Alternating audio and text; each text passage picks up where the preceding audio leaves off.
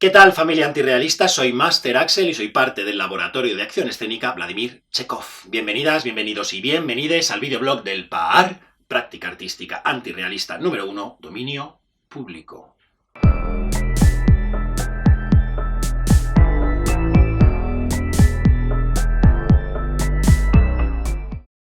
Bueno, pues siguiendo con esta miniserie del rol sumiso que venimos desarrollando, hoy nos toca hablar de las características asociadas al rol. Lo decimos siempre, pero no podemos dejar de recordar que esta que vamos a dar es nuestra aproximación y que en ningún caso pretendemos que sea algo universal que valga para todo el mundo, sino una guía para que el debate y la crítica continúen.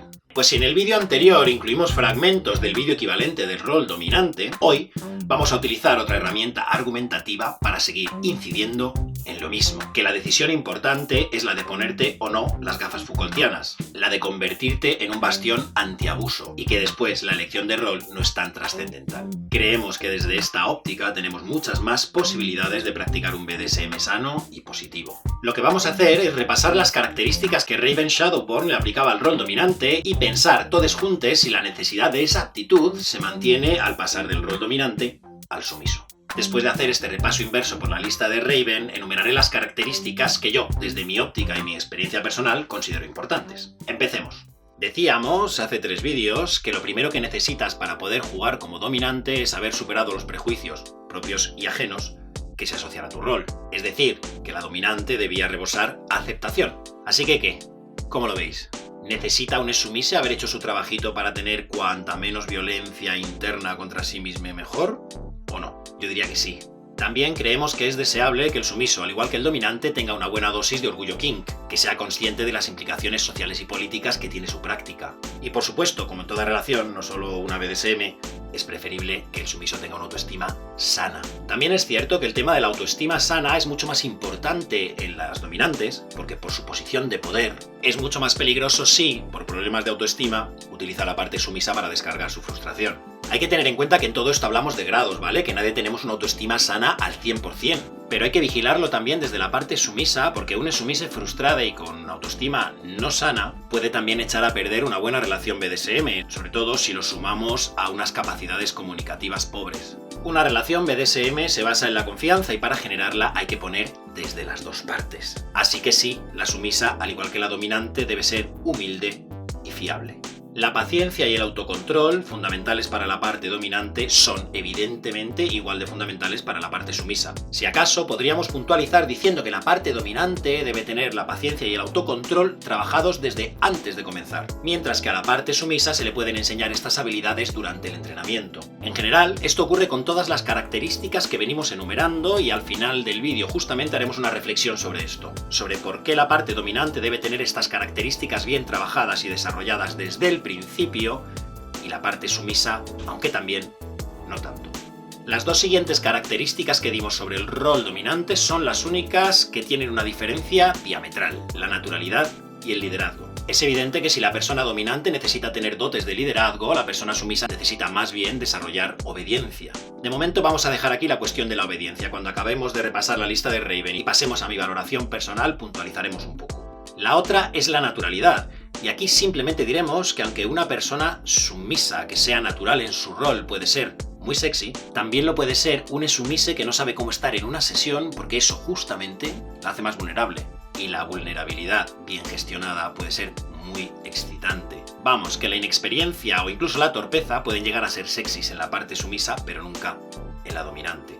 Vale, después hablábamos de las habilidades comunicativas, de la honestidad, de la empatía o de la cortesía. Bien, pues estas son estrictamente igual de necesarias para las dos partes, en mi opinión. Respeto y servicio son de nuevo cualidades igual de importantes para ambos roles, pero que si acaso en el rol sumiso deben ser más explícitas, más evidentes. Y por último, la responsabilidad y la inteligencia, que son básicas y que casi resumen a todas las anteriores, de nuevo son igual de necesarias para los dos roles.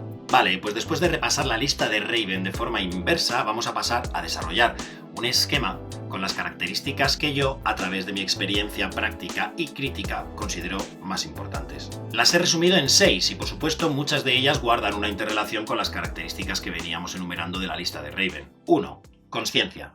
Que sepa lo que hace y que quiera hacerlo. Es fundamental para que los consensos que se generen sean de buena calidad, para que no se esté consintiendo algo que no se sabe del todo qué es lo que implica. Se relacionan claramente con lo que en la lista de Raven habíamos llamado orgullo kink o aceptación. E incluye también la motivación, porque si se sabe lo que se hace y se quiere hacer, se está motivado.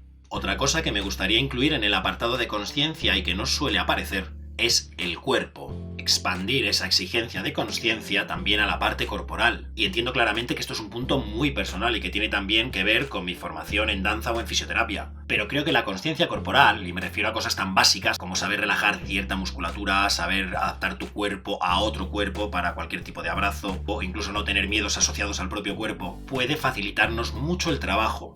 Que haya una conexión ágil entre nuestro cerebro y nuestro sistema propioceptivo puede no solo facilitar muchas de las prácticas que vamos a intentar poner en juego, sino también la entrega y la confianza a un nivel físico. Por eso suelo decir que prefiero cuerpos con algún trabajo de conciencia hecho. Y mucho cuidado que esta conciencia se puede desarrollar de muchas maneras y que un cuerpo de esos que solemos llamar de gimnasio no tiene por qué tenerla desarrollada. 2. Amplitud de miras o actitud antiapática. Que tengan interés en desarrollarse como personas, que lean, que sean frikis de esto o de aquello, que sean capaces de buscar relaciones entre las prácticas BDSM y cualquier otro ámbito de la vida. Esto se relaciona con otra característica que aparece en la lista de Raven, pero que queremos puntualizar. 3. La inteligencia. Es, por una parte, como en el caso anterior, la capacidad de encontrar relaciones entre el BDSM y cualquier otro ámbito del mundo. Pero también la capacidad de encontrar profundidad teórica y poética en cualquier acto simple. La capacidad de entender que lo amplio de las implicaciones depende de las personas que estemos en el juego. De nuevo, soy consciente de que esto es un requerimiento personal y que puede haber otros dominantes para los que no sea tan importante el trabajo mental, porque quizás se basen en un plano más físico. Y no es que creamos desde aquí que lo racional es más importante, sino que creemos que esa distinción entre racional y físico no existe.